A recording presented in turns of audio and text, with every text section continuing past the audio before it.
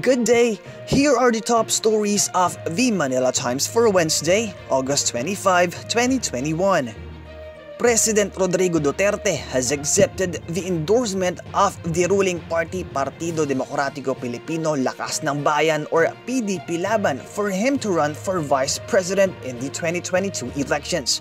Cabinet Secretary Carlo Nograles, Executive Vice President of a PDP Laban faction led by Energy Secretary Alfonso Cusi, made the announcement after the party leaders' meeting with the President in Malacanang on Monday. Nograles said, "The President agreed to make the sacrifice and reheat the clamor of the people to ensure that the country's COVID-19 vaccination program will be sustained in the critical stage of the pandemic where targets are steadily achieved." He said the move will also guarantee continuity of the administration's programs during the past 5 years, including those meant to address terrorism, insurgency, corruption, poverty, and illegal drugs.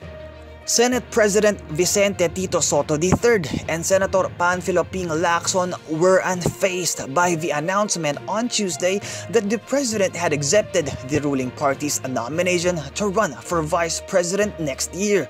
Soto, chairman of the Nationalist People's Coalition or NPC party, and longtime ally Senator Panfilo Ping Lacson earlier announced that they will run for Vice President and President respectively in 2022. Lacson said that Duterte's acceptance of the PDP Laban's nomination does not affect their plans. Lacson and Soto are scheduled to officially launch their political plan for 2022 on September 8.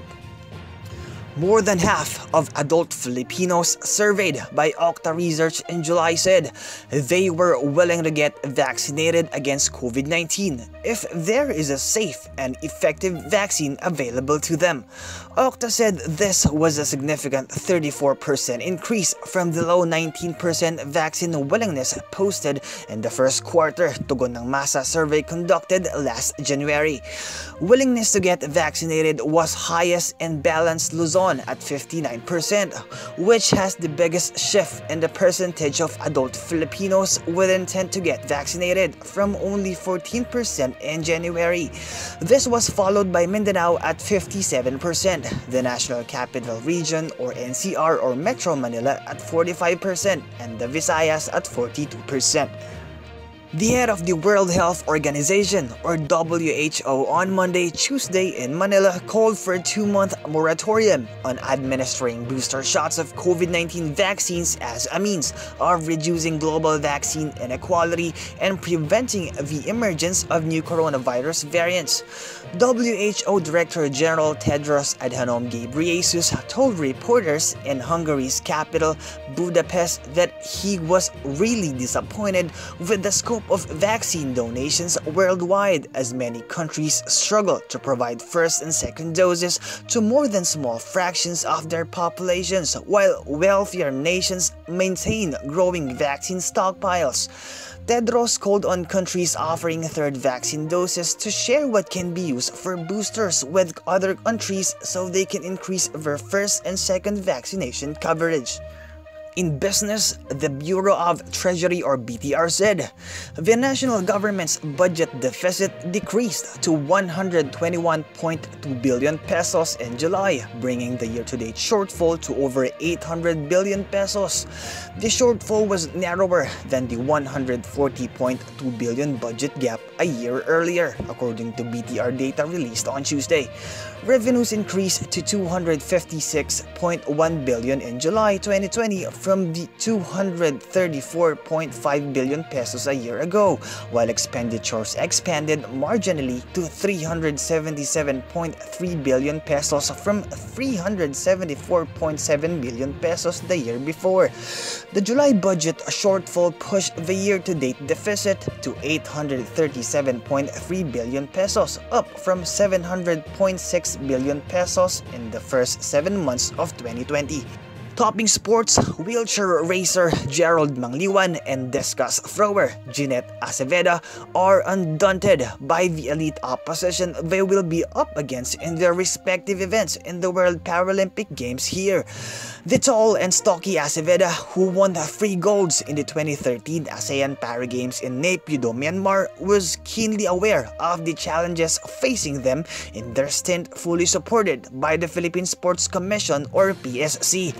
Mangliwan, who was the Philippine contingent's standard bearer during the opening ceremonies at the Japan National Stadium Tuesday night, will be the first to see action on Friday in the T52 men's 400-meter race, with the heats scheduled in the morning and the finals in the evening. Giancarlo Stanton homered and drove in 3 runs to carry the New York Yankees to their 10th straight victory, cooling off the streaking Atlanta Braves 5-1 on Monday, Tuesday in Manila. The Yankees snap first place Atlanta's 9-game winning streak in the first regular season matchup in almost 120 years between teams that had won at least 9 in a row. Stanton homered in the second inning of Huascar Inoue and snapped a 1-all tie in the 6th inning with a 2-out, 2-run double. Gary Sanchez gave New York some insurance with another 2-out hit in the 8th, singling throughout the shift to bring home 2 more runs. Jordan Montgomery worked around 4 walks in his 5-inning stint, limiting the Braves to 2 hits. Rigoberto Tiglao and Father Ranhilio Aquino are the featured columnists on the front page. Tiglao talks about the COVID-19 situation in the country. Aquino writes about vaccinations and the Constitution.